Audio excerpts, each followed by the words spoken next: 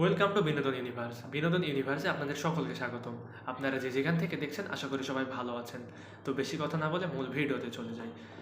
Canadian তকমা মুছে প্রথমবার ভারতের হয়ে ভোট দিলেন অক্ষয়। বিস্তারিত জানিয়ে দিব।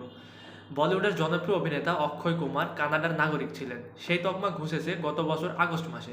জানা গেছে তিনি ভারতের চলতি লোকসভা নির্বাচনের পঞ্চম দফায় জীবনের প্রথম ভোট দিয়েছেন। বলিউড সুপারস্টার অক্ষয় কুমার 2023 সালের 15 আগস্ট ভারতীয় নাগরিকত্ব পেয়েছেন। এর মাধ্যমে তার নাম থেকে কানাডিয়ান কুমার তকমা দূর হয়েছে। ভারতের চলতি লোকসভা নির্বাচনের পঞ্চম দফায় জীবনের প্রথম ভোট দিলেন এই নায়ক। ঘুম থেকে উঠে ঝরঝরে মুডে ভোট দিতে বুথে যান অক্ষয়। শুধু তাই নয়, একেবারে সাধারণ মানুষের মতোই 500-600 লোকের ভিড়ে বুথে লাইন দিয়ে ভোট দিতে দেখা গেল অক্ষয়কে। পঞ্চম দফায় মুম্বাইতেও নির্বাচন রয়েছে। জানা গেছে আজ শাহরুখ খান, সালমান খানদের মতো অনেক তারকারাই অংশ নেবেন নির্বাচনী প্রক্রিয়ায়। আর সেখানে সকাল 6:30 বাজতেই বুথে চলে যান অক্ষয় কুমার।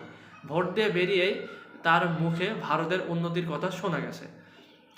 সাংবাদিকরা নায়ককে প্রশ্ন করেন, বুথে লাইনে দাঁড়িয়ে অত লোকের মাঝে ভোট দিলেন? সেই প্রশ্নে অক্ষয় একটু ঠাট্টা করে জবাব দেন, তো আমার কি করণীয় ছিল? লাইন ভেঙে ঢুকে যেতাম ভিতরে। প্রথমবার ভারতের নাগরিকত্ব পেয়ে ভোট দিয়ে কেমন অনুভূতি? এমন প্রশ্নের জবাবে অক্ষয় বলেন, দারুণ, দারুণ একটা অভিজ্ঞতা।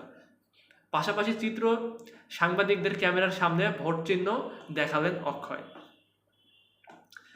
অক্ষয় কুমার 1967 সালে ভারতের দিল্লিতে জন্মগ্রহণ করেন। 1967 থেকে 2011 সাল পর্যন্ত তিনি ভারতের নাগরিক ছিলেন। 2011 থেকে 2023 পর্যন্ত কানাডার নাগরিক হিসেবে ছিলেন এই নায়ক।